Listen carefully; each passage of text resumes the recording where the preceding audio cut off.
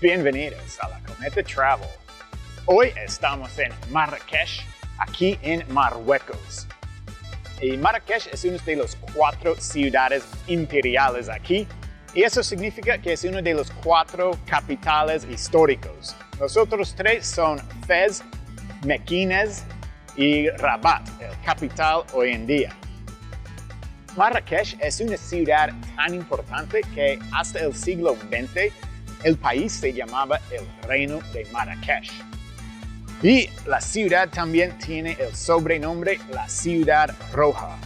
Y pues con todos los edificios aquí, creo que no tengo que explicar por qué, pero cada edificio aquí en el centro histórico, literalmente cada edificio pues tiene el color rojo. Y la plaza aquí que pueden ver es la plaza Llama el Fena. Y ahorita en la mañana no se ve muy impresionante, pero en la tarde y en la noche este lugar es una locura total. Si tú vienes más tarde vas a ver pues llena con restaurantes, algunos restaurantes que solo venden caracoles, hay gente vendiendo dientes, hay grupos musicales tocando, hay encantadores de culebras, hay micos, y eso es un poco triste porque en el día puedes verlos en jaulas aquí en la plaza. Hay juegos, es como otra plaza totalmente distinta que puedes ver ahora. Yo creo que es la plaza más interesante que he visto en toda mi vida. Y usualmente cuando piensas en una plaza linda es por el estilo arquitectónico. Y pues este no tiene nada especial de arquitectura. Esta plaza se destaca por su gente. Si vienes a Marrakech, la cosa número 1 que tienes que hacer, no puedes perder, es venir aquí en la tarde y la noche para ver pues todo el espectáculo. Aquí podemos ver el edificio más viejo en la ciudad. Los restos del edificio más viejo en la ciudad. Fue una mezquita y fue construido por los almorávides, los fundadores de Marrakech. Pero después llegaron otro imperio, los almohades, y ellos también eran musulmanes, pero querían su propia mezquita, entonces destruyeron y construyeron la Cotaiba aquí al lado. Aquí tenemos algo bien genial. Es una mezquita verde. Ellos pusieron paneles solares y pues ahora no tiene emisiones. Entonces la mezquita está salvando el mundo. This one free American. Oh no, that's okay. Okay. This American attitude. Oh, she can't have it. She can't have bread. It's gluten-free.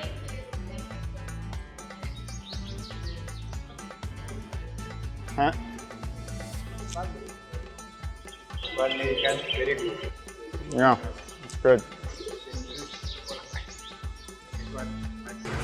Hay unas partes del centro histórico que solo tienen como 200 años y tienen vías modernas con carros. Pero hay otras partes, como aquí, que yo llamo el centro histórico, donde solo son callejones muy angostas, solo puede pasar peatones, motocicletas, bicicletas y a veces un burro. Y si vienes a esta parte, es como un laberinto gigante y es imposible no perderte. Pero esta es parte de la diversión cuando tú estás aquí en Marrakech. The petit? Here, okay.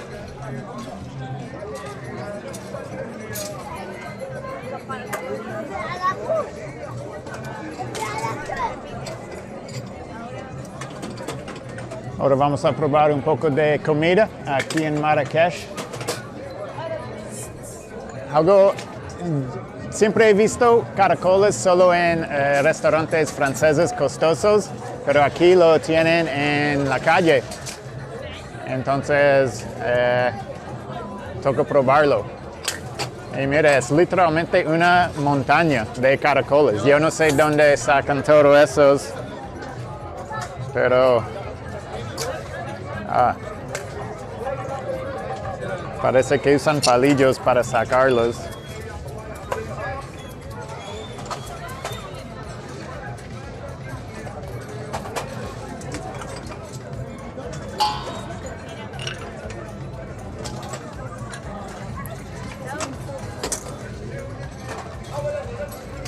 Oye, ya. Es muy mejor que los restaurantes costosos franceses. Si vienes aquí, tienes que probarlo. Está bien rico.